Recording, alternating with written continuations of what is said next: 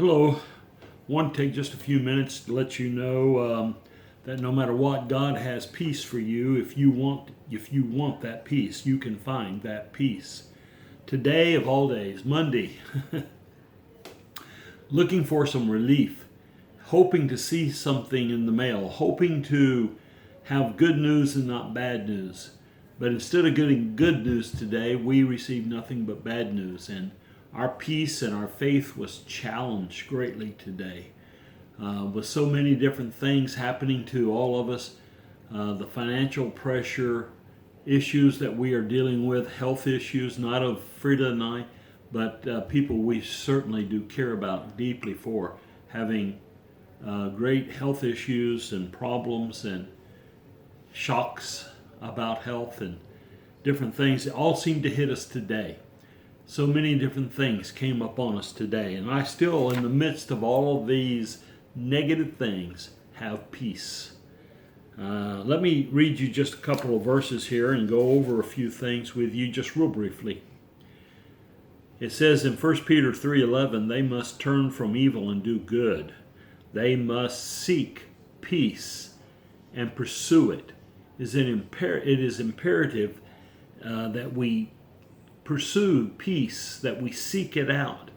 It doesn't just mystically happen. It doesn't just appear because, oh, I'm a believer, I've got peace. No, that's not the way it works. You actually have to pursue it. You have to want it. You have to actually digest it into your thinking, into your heart, into your emotions, into your being from the Word of God.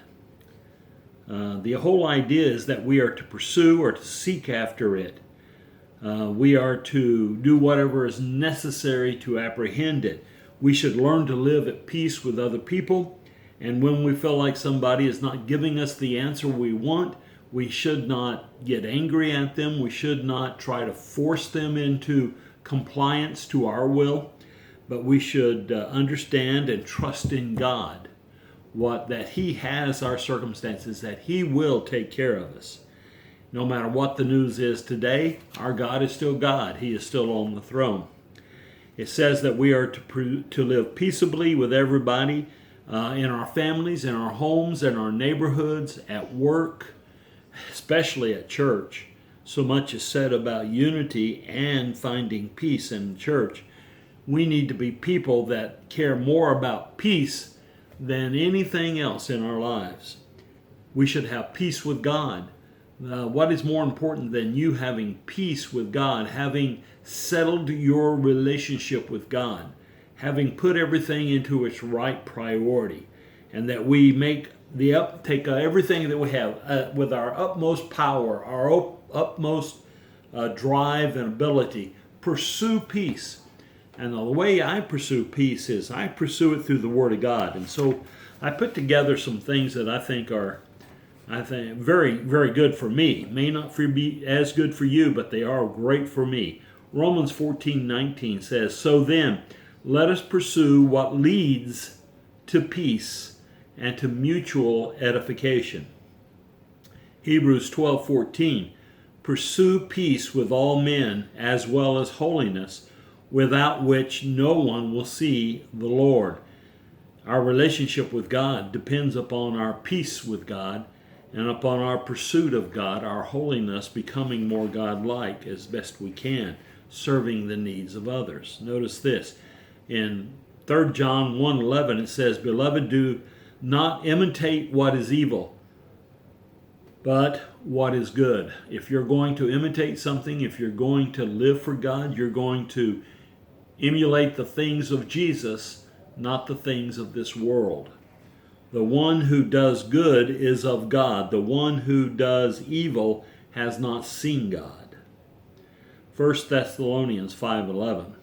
Therefore, notice this, encourage one another, build one another up, just as you are doing. And in Hebrews 10:24 and 25 it says, let us consider how to stir up one another to love and good works. Stir each other up to love and good works, not neglecting to meet together, even though we pretty much have to stop meeting together right now. That'll come back soon. as is the habit of some, but encouraging one another, and all the more as you see the day of the Lord drawing near. And in Ephesians 4:29, let no corrupting talk come out of your mouths, but only such as is good for building up, as fits the occasion, that it may give peace to those who hear. I do want you to be encouraged. I do want to build you up.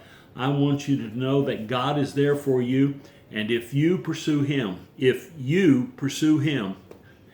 you will find peace with God. Now you say, well, where do I go? What do I do? How do I do this? Well, you get in the Word and you begin to study it out, and you begin to research peace. You begin to research your relationship with God, and it will become apparent as to what you need to do. There are a couple of things that I think are important to notice just real quick, that when we have peace, here's what peace does. Peace, it is given for the edification. We are to edify one another. Build peace with each other. We edify one another. I also believe that to have peace with God, we must be investigating the Word of God, and we must be discovering the nuggets of truth in the Word of God, and then applying those truths to our lives for prolonged perseverance and relationship with God.